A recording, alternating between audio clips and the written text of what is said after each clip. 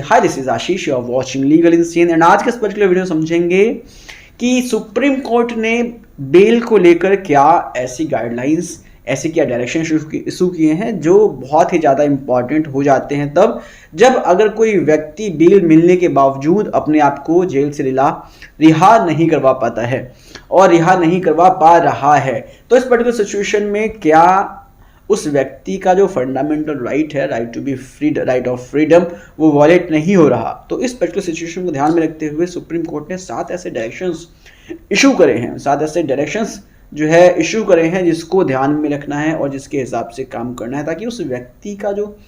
Freedom है वो जो है वॉलेट ना हो और वो जल्द ही जल्द जो है जेल से रिलीज हो सके। तो चलिए क्या है 7 डायरेक्शंस सुप्रीम कोर्ट ने जो इशू किया है 1 बाय 1 करके समझते हैं। पहले डायरेक्शन में सुप्रीम कोर्ट ने बोला कि जब भी किसी भी व्यक्ति को बेल ग्रांट होता है तो उस बेल की सॉफ्ट कॉपी उस प्रिजनर को, उस व्यक्ति को भेजा जाए उस पर्टिकुलर जेल के सुप्रिटेंडेंट के थ्रू, जिस जेल में वो कभी सजा काट रहा है उस व्यक्ति को उस जेल के सुप्रिटेंडेंट के थ्रू उस बेल के ऑर्डर की कॉपी भेजी जाए। और साथ ही साथ सुप्रिटेंडेंट को भी बोला गया कि उस ऑर्डर को वो अपने पास रखे। ये है पहला डायरेक्शन, ताकि प्रॉपर्ली जो है सबसे पहले उस व्यक्ति को इंटीमेशन मिल जाए कि उसको बेल ग्रांट हो चुका है। अब समझते हैं कि सुप्रीम कोर्ट ने अपने दूसरे डायरेक्शन में क्या बोला। सुप्रीम कोर्ट ने अपने दूसरे डायरेक्शन में बोला कि अगर 7 दिनों के अंदर वह व्यक्ति अपने आप को रिलीज नहीं करवा पाया है तो उस जेल के सुप्रिटेंडेंट की ये ड्यूटी बनती है कि वो स्टेट लीगल सर्विस अथॉरिटी के सेक्रेटरी को इन्फॉर्म करे कि वह व्यक्ति जिसको बेल मिला है वो अभी तक रिलीज नहीं हुआ है, ताकि वह सेक्रेटरी, वो जो डीएलएसए का या स्टेट लीगल सर्विस अथॉरिटी का जो सेक्रेटरी है वो विजिटिंग एडवोकेट अपॉइंट करे या पैरा लीगल वॉलंटियर्स की हेल्प से उस व्यक्ति के सोशल इकोनॉमिक कंडीशंस की जानकारी ले सके और एक ऐसी रिपोर्ट प्रिपेयर करे ताकि वो कोर्ट में उसको सबमिट करके उसके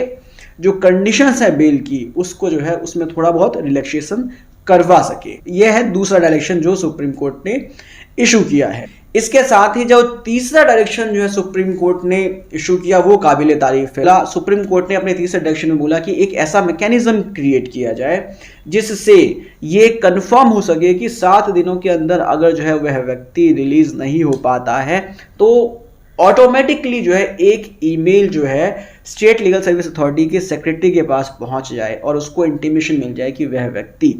अभी तक रिलीज नहीं हुआ है। ऐसा मैकेनिज्म बनाने के लिए सुप्रीम कोर्ट ने बोला है। इसके बाद चौथी जो डायरेक्शन जो सुप्रीम कोर्ट ने दी है वो ये कि चौथे डायरेक्शन में सुप्रीम कोर्ट ने बोला कि जैसे ही स्टेट लीगल सर्विस अथॉरिटी के सेक्रेटरी को पता चलता है, उसको इंटीमेशन मिलता है कि वह व्यक्ति 7 दिनों से अभी जेल में ही है, रिलीज नहीं हुआ है, तो वो जो है विजिटिंग एडवोकेट की हेल्प से, पैरालीगल वॉलंटियर की हेल्प से या किसी भी प्रोविजन ऑफिसर की हेल्प से उस व्यक्ति के साथ